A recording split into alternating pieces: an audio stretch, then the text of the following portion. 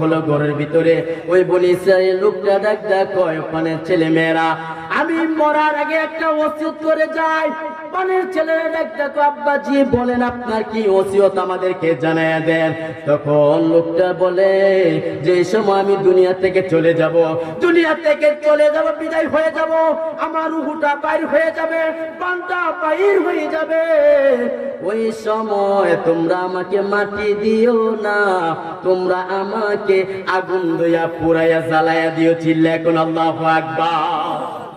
লোকটা যখন বলল, পানের ছেলে মেয়েরা ডাকতে, আব্বাজি আমরা না মুসলমান, আমাদের ধর্ম তো হচ্ছে মানুষকে মাটি দেওয়া, আগুনের পুরানো না। ও আব্বাজি আমরা তো আপনাকে মাটি দিব। তার আব্বা ডাকতে কয়, ও পানের ছেলে মেয়েরা শোনো, আমি যা ওসিয়ত করলাম তোমরা তা পালন করবা। আমি যে সময় দুনিয়া থেকে বিদায় হয়ে যাব, তোমরা আমার দেহটা আগুন দিয়া পুরাইয়া দিবা। এরপর আগুন দিয়া পুরাইয়া দিবা না কি করবা? আমার দেহগুলা ছাইগুলাকে একটা একত্রিত করবা এবং 3 ভাগ করবা। 1 ভাগ বাতাসের মধ্যে ছেড়ে দিবা, আর 1 ভাগ তোমরা জমিনের মধ্যে ছিটাইয়া দিবা, আর 1 ভাগ ছাইগুলা তোমরা ওই নদীর মধ্যে পানির মধ্যে দিয়া দিবা। 3টা ভাগ। আমি যে সময় আমার দেহটা পুরানোর পর এই সমস্ত ছালিগুলাকে 3 ভাগ করবা। 1 ভাগ ছাইকে বাতাসের মধ্যে উড়াইয়া দিবা, আরেকবার ছাইকে তোমরা জমিনের মধ্যে ছিটাইয়া দিবা, আরেকবার ছাইকে তোমরা নদীর মধ্যে, সাগরের মধ্যে, তোমরা পুকুরের মধ্যে ছিটাইয়া দিবা। যখন তার আব্বা জান এই ওসিয়ত করলেন বনি ইসরাইলের লোকটা, আমার নবী ডাক সাহাবীরা রে, ও সাহাবীরা শোনো শোনো, ও সাহাবীরা শোনো, এই লোকটা কিছুদিন পরে মারা গেল, দুনিয়া থেকে বিদায় হয়ে গেল, তার দেহ থেকে প্রাণটা বাড়ি হয়ে গেল। তার দেহ থেকে যখন প্রাণটা বাড়ি হয়ে গেল, পাড়া লোকেরা, বন্ধু বান্ধবরা সকলে বাড়িতে চলে আসলো, তার জানাজা দিবে, তাকে গোসল করাবে, তাকে মাটি দিবে। সকল বন্ধু বান্ধবরা, পাড়া প্রতি লোকেরা চলে আসলো। তার ছেলে মেয়েরা ডাক, ও আমার পাড়া প্রতি লোকেরা, আমার বন্ধু বান্ধবরা, তোমরা শোনো, আমার আব্বা তো আমাদেরকে একটা ওসিয়ত করে গেলেন। তোমার আব্বা আবার কি ওসিয়ত করে গিয়েছেন? আব্বা যে সময় দুনিয়া থেকে বিদায় হয়ে যাবে, আব্বার দেহটাকে আমরা আগুন দেয়া পুরানোর জন্য বললেন। এই জন্য আমাদের আব্বার ওসিয়ত পালন করতে হবে। চিল্লা এখন সুবহানাল্লাহ। তখন সমস্ত লোকেরা, আচ্ছা ঠিক আছে, তোমার আব্বা যেহেতু তোমাদেরকে ওসিয়ত করে গিয়েছে, যাও তোমরা তাকে সাগর পার নিয়ে গিয়ে তাকে আগুন দা জ্বালাইয়া দাও। তখন পাড়াপড়তি লোকেরা সকলে যার যার বাড়িতে চলে গেলেন। তার ছেলে মেয়েরা তার লাশটাকে কাঁধে গ্রহণ করে সাগরের পাড়ে একটা নিয়ে গেলেন। নেওয়ার পর তার দেহর মধ্যে আগুন জ্বালাইয়া দিলেন। দেহর মধ্যে আগুন জ্বালানোর পর যখন ছাই হয়ে গেলেন, কাঠগুলা যখন পুরো ছাই হয়ে গেলেন, তার ছেলেরা ছাইগুলাকে একত্র করলেন। একত্র করার পর অর্ধেক ছাইগুলা বাতাসের মধ্যে উড়াইয়া দিলেন, আর অর্ধেক ছাইগুলা জমিনের মধ্যে ছিটাইয়া দিলেন, আর অর্ধেক ছাইগুলা ওই সাগরের মধ্যে বাসাইয়া দিলেন।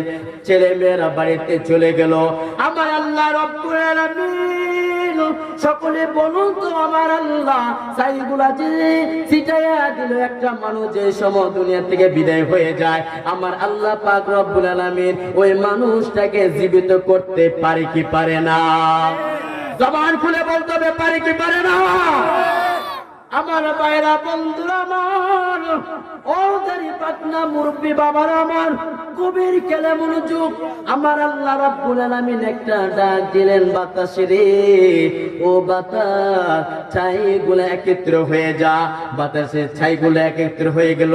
বাতাস আল্লাহর কথা শুনবে কি শুনে না?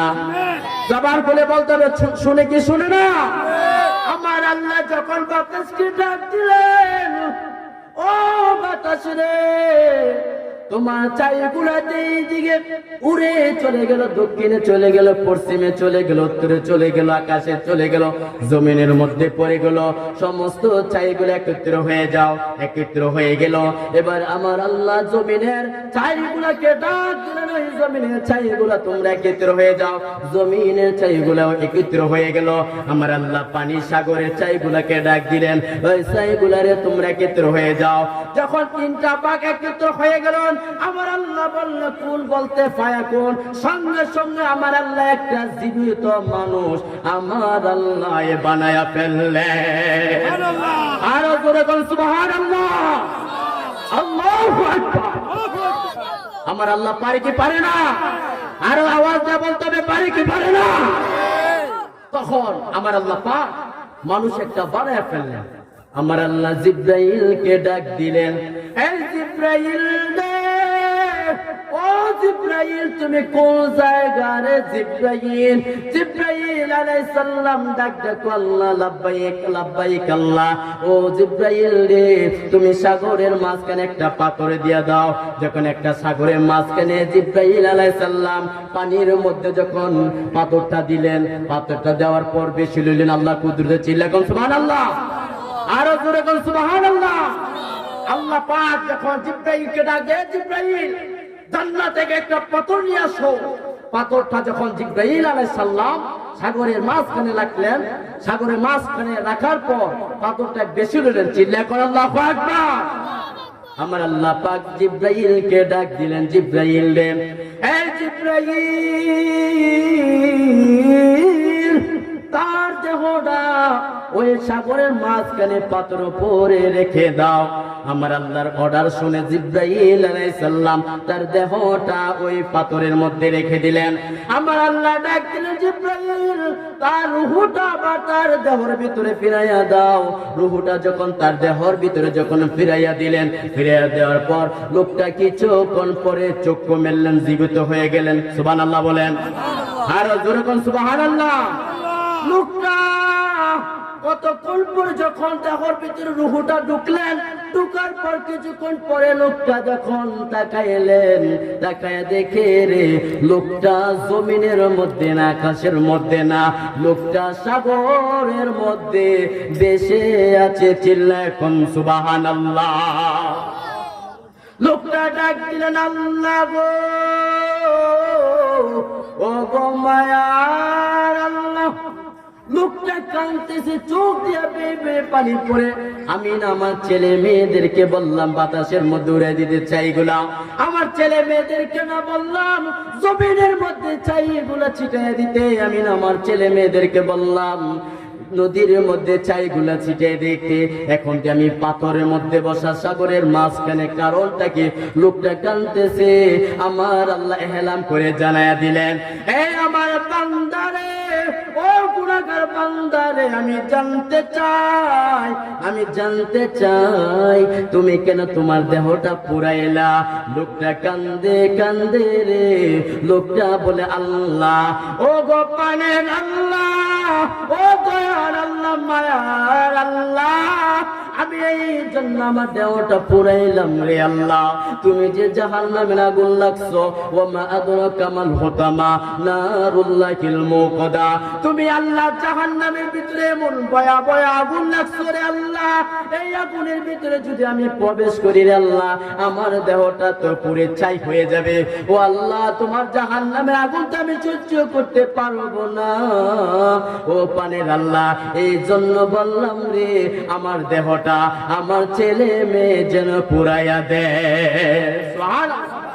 লোকটা ডাকতে কই, আল্লাহ, আমি যে পাপ কাজ করেছি, অন্যায় করেছি, ভুল করেছি রে আল্লাহ। ও পানের আল্লাহ, আমি দুনিয়ার আগুনে পুড়ে গেলাম, তুমি যেন আমাকে জাহান্নামে না পুরাও। তুমি যদি আমাকে জাহান্নাম আগুনে না পুরাও রে আল্লাহ, ও গো পানের আল্লাহ, এই জন্য নিজের দেহটা জমিনের মধ্যে পুড়াইয়া দিলাম, তুমি যেন জাহান্নামে আগুনে না পুরাও।